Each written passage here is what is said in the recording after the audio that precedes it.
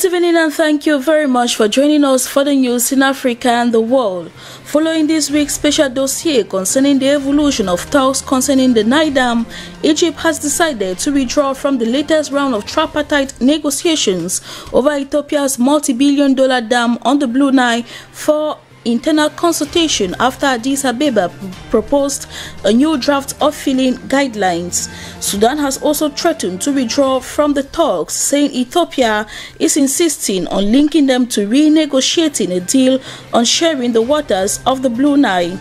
Egypt fears the project could lead to water shortages upstream, while Sudan is concerned about the dam's safety. The Egyptian water minister, in a statement on Tuesday, said Ethiopia put forward a draft proposal that lacked regulations on the operation of the dam or any legal obligations. Egypt, Ethiopia and Sudan, through which the Blue Nile flows, have been negotiating for the best part of a decade, but all this while the dam has been under construction.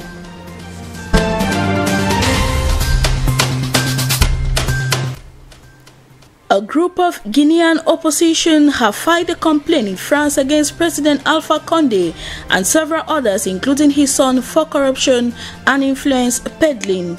The complaint was filed with the French National Financial Prosecutor Jean-Baptiste Souffron, a lawyer for the Collective for Change in Guinea.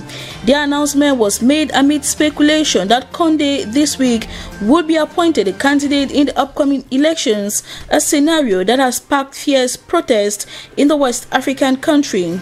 According to information, the lawsuit targets a range of activities that took place within 2012-2013 in Guinea and partly in Paris to exploit bauxite in Guinea. 2 years later, the French company sold the deposit to a Franco-Sino-Singaporean consortium for an amount of 171 million euros, according to the plaintiffs. The government has not responded immediately to these claims, although a source close to the presidency says it's purely politically motivated.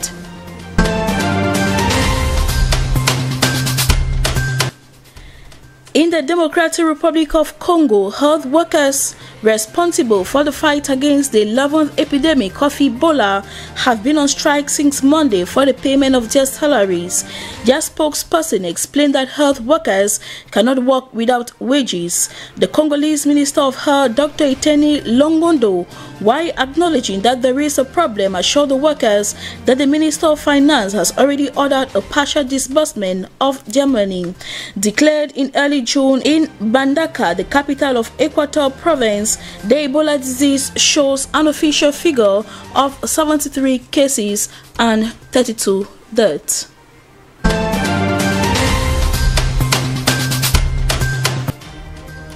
Moving into the world, a large blast in the Lebanese capital Beirut has killed at least 100 people and wounded more than 4,000 others, the health ministry says.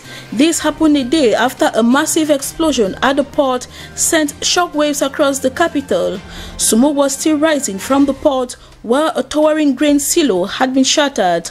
Officials are blaming highly explosive materials stored in a warehouse for 6 years. It was the most powerful explosion ever seen in the city, which was on the front line of the 1975-1990 civil war and has endured conflict with neighboring Israel and periodic bombings and terror attacks. An investigation is underway to find the exact trigger for the explosion. Hospitals are said to be overwhelmed and many buildings have been destroyed. The president has declared a 3-day mourning period and said the government will release 100 billion lira of emergency funds.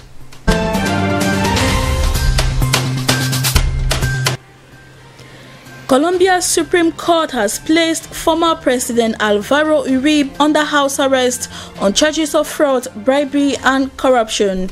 The warrant came in the wake of an investigation against Uribe after he accused Senator Ivan Cepeda in 2012 of witness tampering when Cepeda researched Uribe's connection to paramilitary groups. The ruling is the first ever in Colombia ordering the detention of a former president. The former former president, who local media say is at his country site in Cordoba province, has repeatedly declared his innocence in the case and questioned the court's independence. He served as president from 2002 to 2010, overseeing the country at a time of continuing conflict with the former Revolutionary Armed Forces of Colombia.